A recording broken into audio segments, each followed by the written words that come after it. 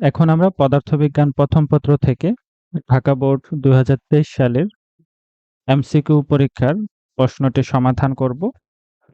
প্রথম প্রশ্নে বলা হয়েছে শুষ্ক ও সিক্ত বাল্ব হাইগোমিটারের থার্মোমিটার দুটির পাঠের পার্থক্য হঠাৎ কমতে থাকলে বুঝতে হবে: ১. বায়ুতে জলীয় বাষ্পের পরিমাণ হঠাৎ বেড়ে গেছে। ২. ঝড় বৃষ্টির সম্ভাবনা রয়েছে এবং ৩. আবহাওয়া শুষ্ক থাকবে। এই টপিকটি শাহজাহান তপন স্যারের বইতে খুব সুন্দর করে ব্যাখ্যা করা আছে অধ্যায় 10-এ। সেখানে টপিকটি হচ্ছে কি শুষ্ক ও আর্দ্র বাল্ব হাইগোমিটারের সাহায্যে আবহাওয়ার পূর্বাভাস। তো হাইগোমিটারের মধ্যে দুটি বাল্ব থাকে, একটি শুষ্ক আর একটি হচ্ছে আর্দ্র বাল্ব, এবং এই দুটি বাল্বের মধ্যে যে তাপমাত্রা দেখায় তার পার্থক্য দেখে আমরা আবহাওয়ার পূর্বাভাস পেয়ে যাব। এবং এখানে এই দুটি থার্মোমিটার পাঠের পার্থক্য যদি কম হয় তাহলে বুঝতে হবে বাতাসের জলীয় বাষ্পের পরিমাণ বেশি থাকে এবং সেক্ষেত্রে আবহাওয়া আর্দ্র থাকবে। যদি থার্মোমিটার দুটির পাঠের পার্থক্য খুব বেশি হয় তাহলে বুঝতে হবে বাতাসের জলীয় বাষ্পের পরিমাণ কম এবং সেক্ষেত্রে আবহাওয়া শুষ্ক থাকবে। আর যদি পাঠের পার্থক্য ধীরে ধীরে কমতে থাকে তাহলে বুঝতে হবে বাতাসের জলীয় বাষ্পের পরিমাণ ধীরে ধীরে বাড়ছে এবং সেক্ষেত্রে বৃষ্টি হওয়ার সম্ভাবনা আছে। এবং যদি পাঠের পার্থক্যটি হঠাৎ কমতে থাকে তাহলে বুঝতে হবে জলীয় বাষ্পের পরিমাণ হঠাৎ করে বেড়ে গেছে এবং সেক্ষেত্রে ঝড় বৃষ্টি হওয়ার সম্ভাবনা আছে। যদি থার্মোমিটারের পার্থক্য শূন্য হয় তাহলে বুঝতে হবে বায়ু জলীয় বাষ্প দ্বারা সম্পৃক্ত। তো এই হচ্ছে আমাদের হাইগোমিটারের দুটি বাল্বের পার্থক্য দিয়ে আবহাওয়ার পূর্বাভাসের ব্যাপারটি।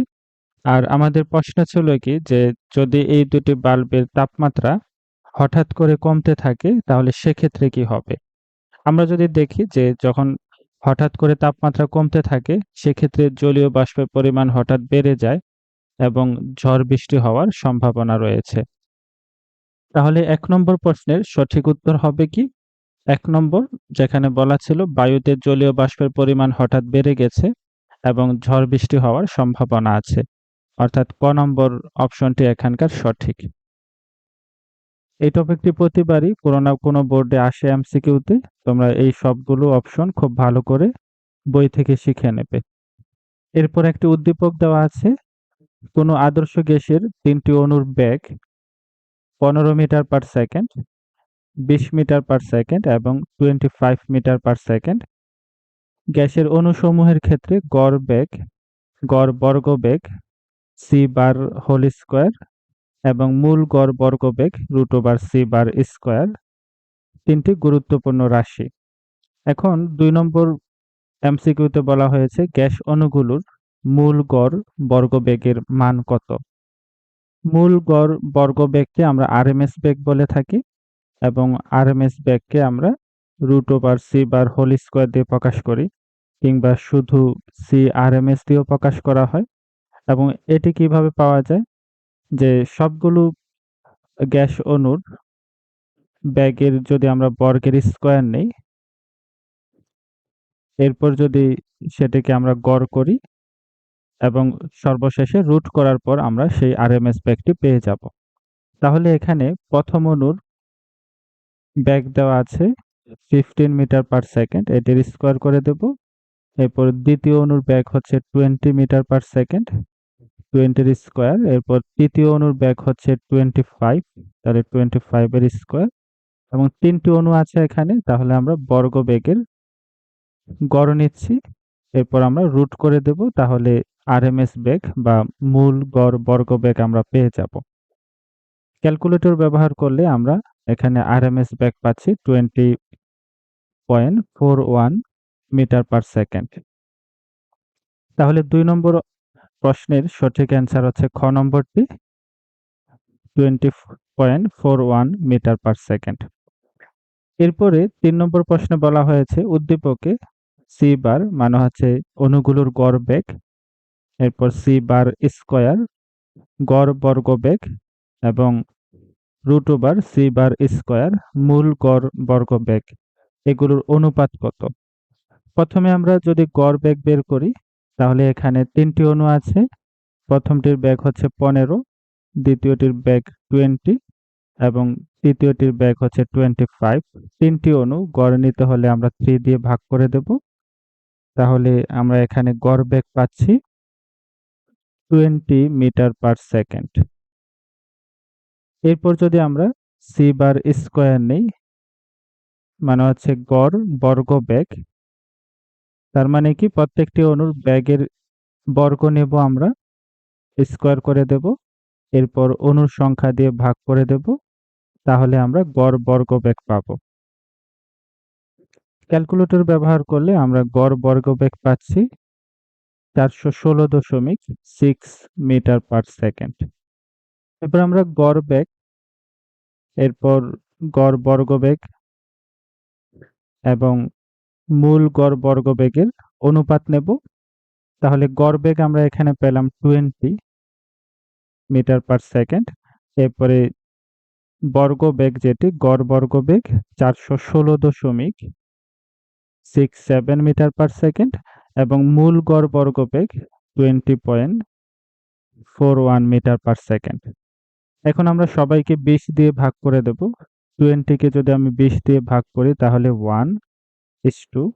এরপর 416.67 একে যদি আমরা 20 দিয়ে ভাগ করি তাহলে আমরা পাবো 20.83 এর অনুপাত। এরপর 20.41 কে আমরা 20 দিয়ে ভাগ করব এবং ভাগ করলে আমরা 1.02 পাচ্ছি। তাহলে গড় বেগ, গড় বর্গ বেগ এবং মূল গড় বর্গ বেগের অনুপাত আমরা পাচ্ছি 1:20.83:1.02। তাহলে এখানে যদি আমরা অপশন মিলাই আমাদের সঠিক অ্যান্সার হচ্ছে ক নম্বর অপশনটি। এরপর 4 নম্বর প্রশ্নে বলা হয়েছে সরল ছন্দিত স্পন্দন বিশিষ্ট কোনো কণার বারবার স্পন্দিত হবার কারণ কোনটি? অপশন 1 স্থিতি জড়তা, 2 গতি জড়তা এবং 3 হচ্ছে প্রত্যয়নী বল। সরল ছন্দিত গতির সবচেয়ে ভালো উদাহরণ হচ্ছে স্প্রিং এর উদাহরণ।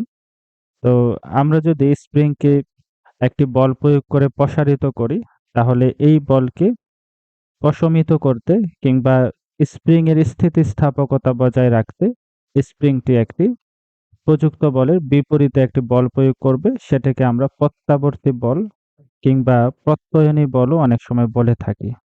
অনেক সময় আমরা এটাকে স্প্রিং বলও বলি।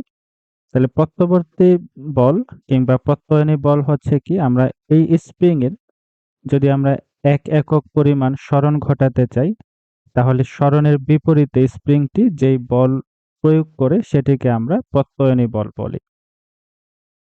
তো যখন আমরা স্প্রিংটিকে প্রসারিত করব, প্রসারিত করে ছেড়ে দেব, তখন স্প্রিংটি আবার বিপরীত দিকে চলে আসবে সাম্যাবস্থায় এবং সাম্যাবস্থায় আসার পর সে আবার সংকুচিত হতে শুরু করবে। এভাবে কন্টিনিউয়াসলি স্প্রিংটি দোলন দিতে থাকবে। এখন আমাদের বলা হয়েছে যে বারবার দোলন দেওয়ার কারণটি কি?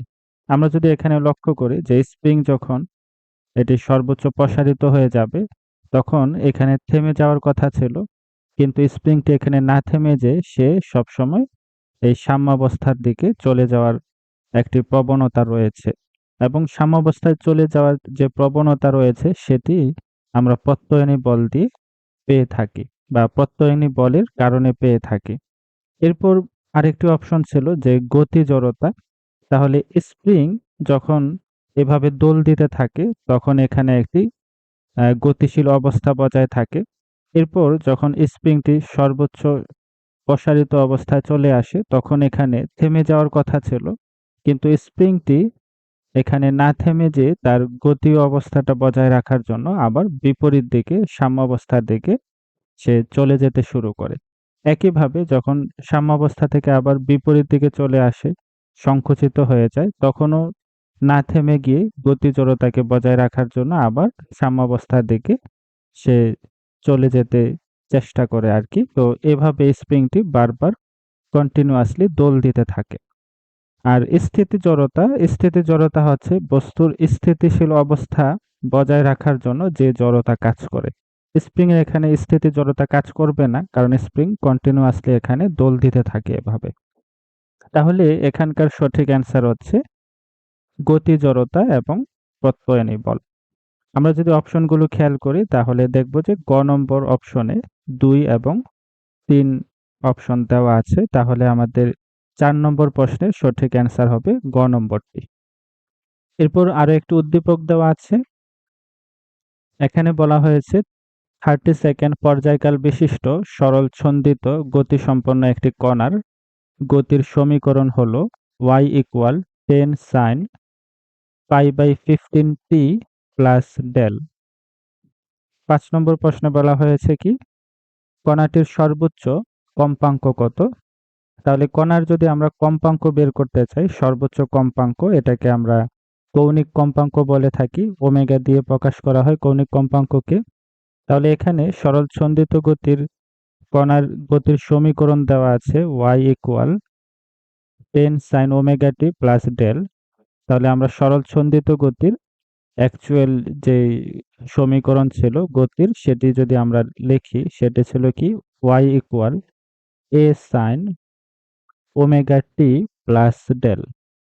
এখন যদি আমরা এই ইকুয়েশনের সাথে প্রশ্নের ইকুয়েশন তুলনা করি, আমরা পাবো a = 10 এবং t এর সাথে ওমেগা আছে, এবং এখানে যদি আমরা লক্ষ্য করি তাহলে আমরা দেখব t এর সাথে π/15 আছে।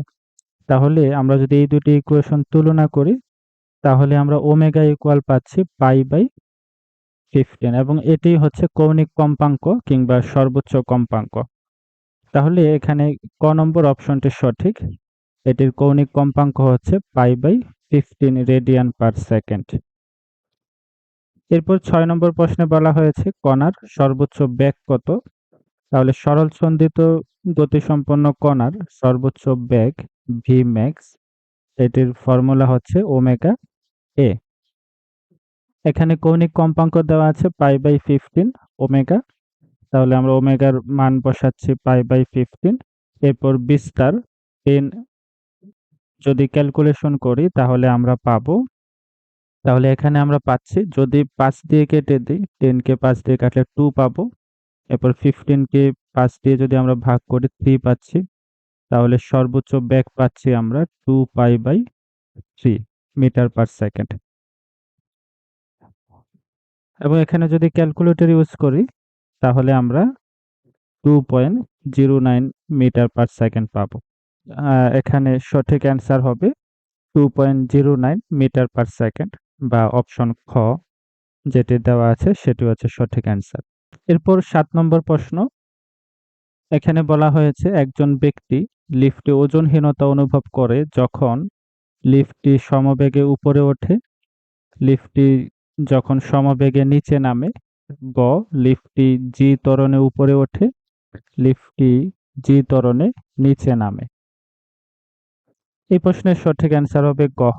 আমরা যদি এটার ব্যাখ্যা দিই, ধরো এই হচ্ছে একটি লিফট এবং এখানে একটি ব্যক্তি থাকে।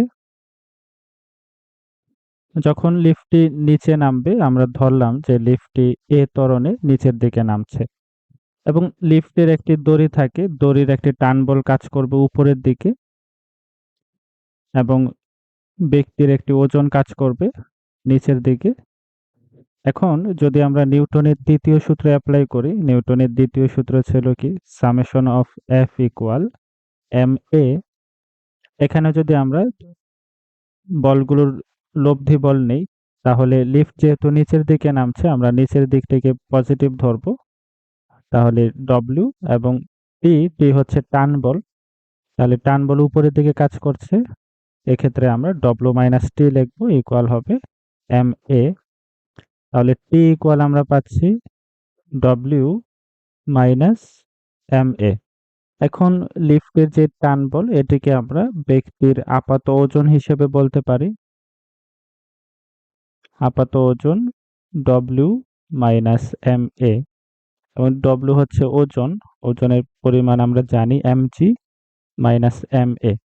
এখন যদি লিফটের ত্বরণ অভিকর্ষ ত্বরণের সমান হয় তাহলে আমরা কি পাবো, এমজি মাইনাস এমজি ইকুয়াল হচ্ছে 0। তাহলে যখন লিফটটি এ ত্বরণে নিচে নামতে শুরু করে তখন ব্যক্তির আপাত ওজন 0 হয়ে যাচ্ছে, অর্থাৎ সেক্ষেত্রে ব্যক্তি ওজনহীনতা অনুভব করবে। আর আমাদের এটি বলা হয়েছিল প্রশ্নে, লিফটে ব্যক্তি কখন ওজনহীনতা অনুভব করবে? যখন লিফট জি ত্বরণে নিচে নামে তখন একজন ব্যক্তি নিজেকে ওজনহীন অনুভব করবে। ৮ নম্বর প্রশ্নে বলা হয়েছে চাঁদের অভিকর্ষ ত্বরণ পৃথিবীর 1/6 গুণ। পৃথিবী পৃষ্ঠে কোনো বস্তুর ভর ৬০ কেজি হলে চাঁদে বস্তুর ভর কত হবে?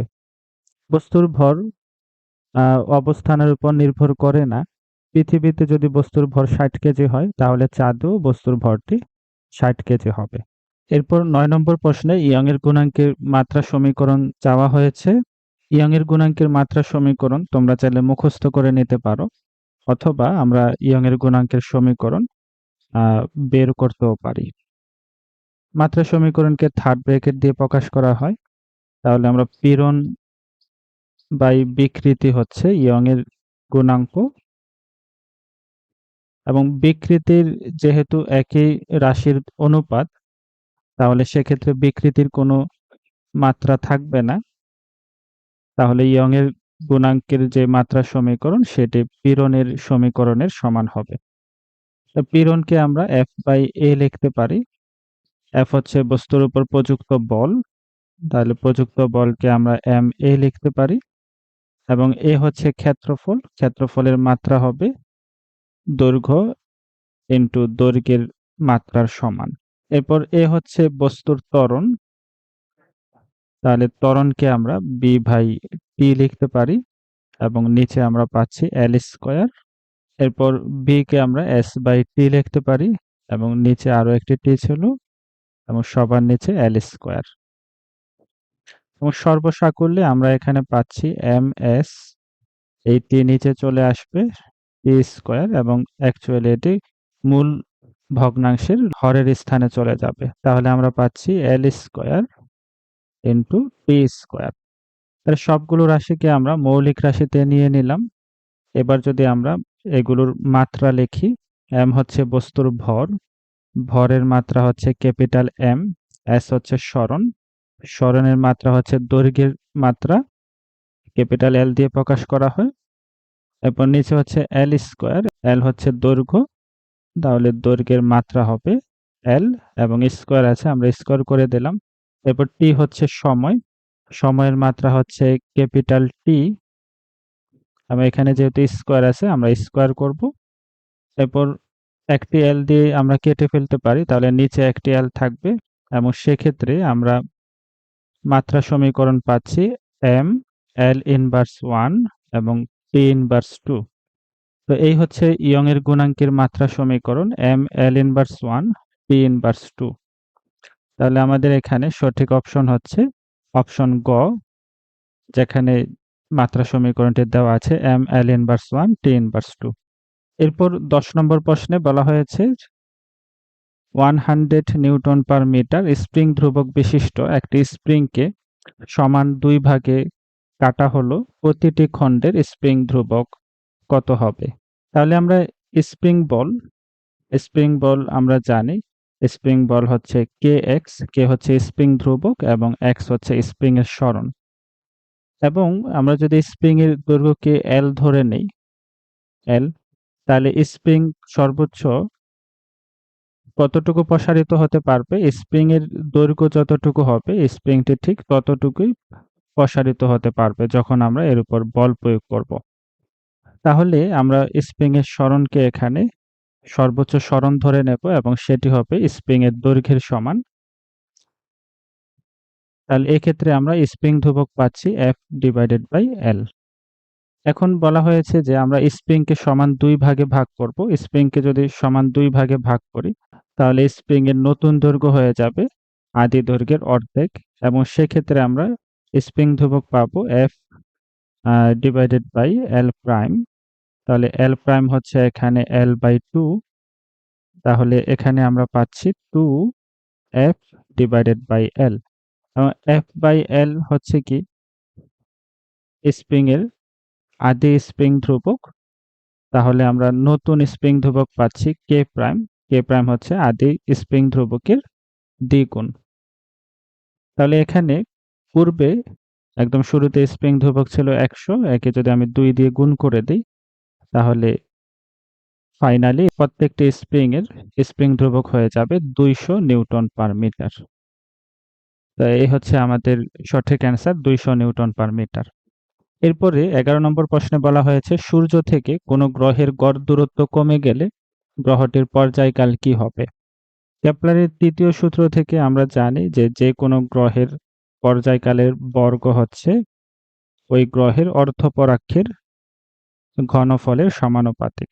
অর্ধপরক্ষ বা সেমি মেজর অ্যাক্সিস এটি হচ্ছে কি আমাদের কেপলারের প্রথম সূত্রে বলা হয়েছিল প্রত্যেকটি গ্রহই সূর্যকে কেন্দ্র করে উপবৃত্তাকার পথে ঘুরে।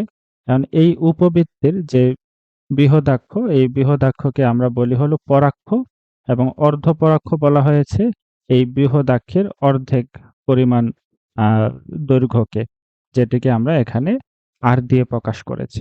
এখন গড় দূরত্ব যদি কমে যায়, যদি আর এর ভ্যালু কমে যায়, যেহেতু সমানুপাতিক সম্পর্ক, তাহলে সেক্ষেত্রে আমাদের ওই গ্রহের পর্যায়কালও কমে যাবে। তাহলে 11 নম্বর প্রশ্নের সঠিক উত্তর হচ্ছে ওই গ্রহের গড় দূরত্ব যদি কমে যায় তাহলে সেক্ষেত্রে পর্যায়কালও কমে যাবে।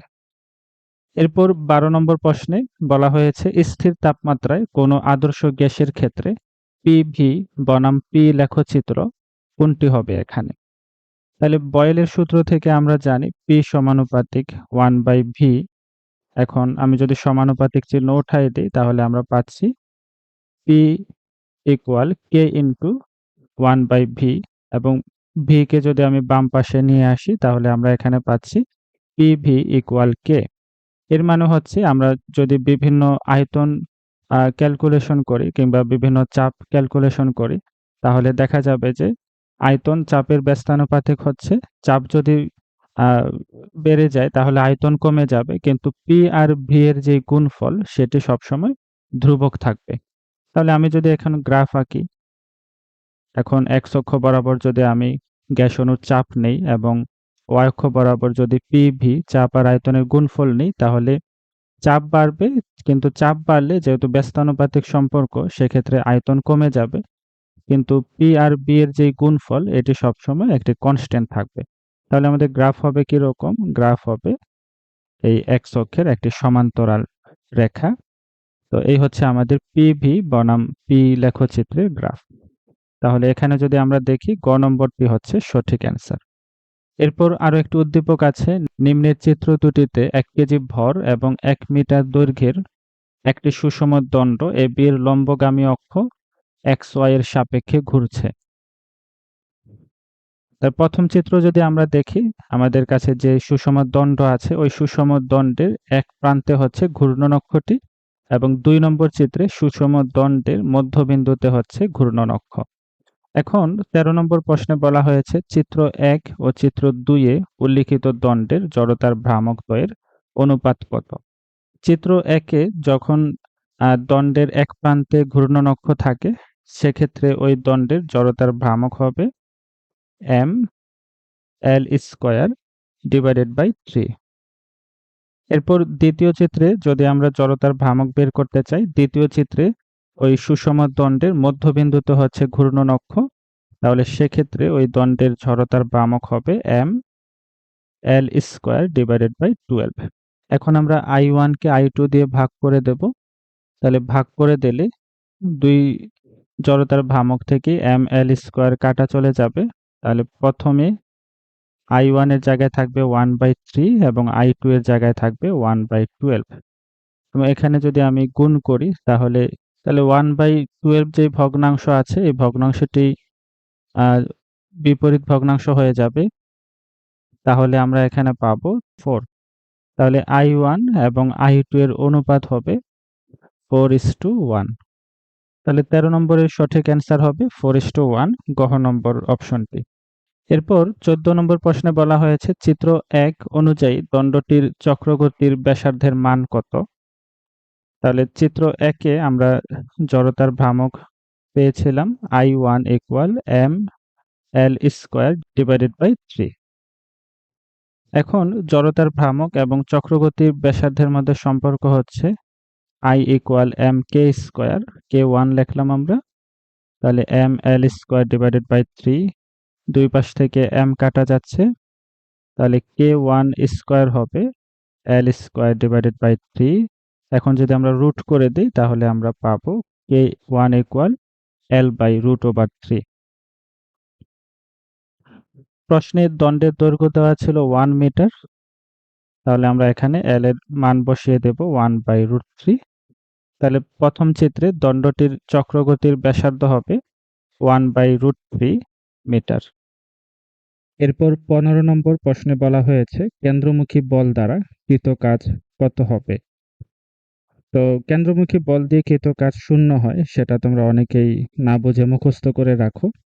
তো আমরা এখন সেই প্রশ্নটির একটি ব্যাখ্যা দিতে চাই। এখানে আমি একটি চিত্র দেখিয়েছি। এখানে একটি বস্তুকে সুতা দিয়ে বেঁধে, তো এই লোকটি হচ্ছে বৃত্তাকার পথে বস্তুটিকে ঘুরাচ্ছে। তাহলে বৃত্তের কেন্দ্র বরাবর বস্তুটি একটি বল অনুভব করবে, সেটাকে আমরা এখানে কেন্দ্রমুখী বল বলছি। এবং এই বৃত্তের বাইরের দিকে ব্যাসার্ধ বরাবর একটি কেন্দ্র বিমুখী বল কাজ করে। এখন যদি আমি একটি বস্তুর উপর প্রযুক্ত বল দ্বারা কাজ বের করতে চাই, তাহলে সেক্ষেত্রে আমরা কাজের ফর্মুলা জানি যে প্রযুক্ত বল যদি ভেক্টর F দিয়ে আমরা প্রকাশ করি এবং সরণকে ভেক্টর S দিয়ে প্রকাশ করি, তাহলে বল এবং সরণের ডট গুণকে আমরা কাজ বলি আর কি। এখন ডট গুণনের নিয়ম অনুযায়ী W equal Fs cos theta লেখা যায়। তাহলে বস্তুর উপর প্রযুক্ত বল, সরণ এবং বল এবং সরণের যে মধ্যবর্তী কোণ, তার উপরও কাজের পরিমাণ নির্ভর করে। তাহলে এখন আমরা কেন্দ্রমুখী বল পেলাম, এখন প্রয়োজন হচ্ছে সরণের। যখন বস্তুর উপর কেন্দ্রমুখী বল প্রযুক্ত হয়, সেক্ষেত্রে সরণের দিক পাওয়া যায় ওই বিন্দুতে। যদি আমরা স্পর্শক আঁকি বৃত্তের উপর, তাহলে ওই স্পর্শকের দিকটি হবে ওই বস্তুর সরণের দিক। তাহলে এক্ষেত্রে আমরা একটি উপপাদ্য জানি বৃত্তের, যে যদি বৃত্তের কোনো বিন্দুতে আমরা স্পর্শক আঁকি, বৃত্তের স্পর্শকটি ব্যাসার্ধের সাথে সবসময় 90 ডিগ্রি কোণ তৈরি করে। তাহলে এক্ষেত্রে যদি আমি থিতার জায়গায় 90 ডিগ্রি বসাই, তাহলে cos 90 ডিগ্রি মান 0 হয়ে যায়। সেক্ষেত্রে আমরা কৃত কাজের পরিমাণ পাচ্ছি 0। তো এই হচ্ছে আমাদের কেন্দ্রমুখী বল দ্বারা বস্তুর উপর কৃত কাজের পরিমাণ। কৃত কাজের পরিমাণ হচ্ছে 0। তো তোমরা সবসময় ব্যাখ্যাটি মনে রাখবে, কারণ এই ব্যাখ্যাটি অনেক সময় খ নম্বর প্রশ্নেও চলে আসে। তাহলে ব্যাখ্যাটি জানা তোমাদের জন্য জরুরি।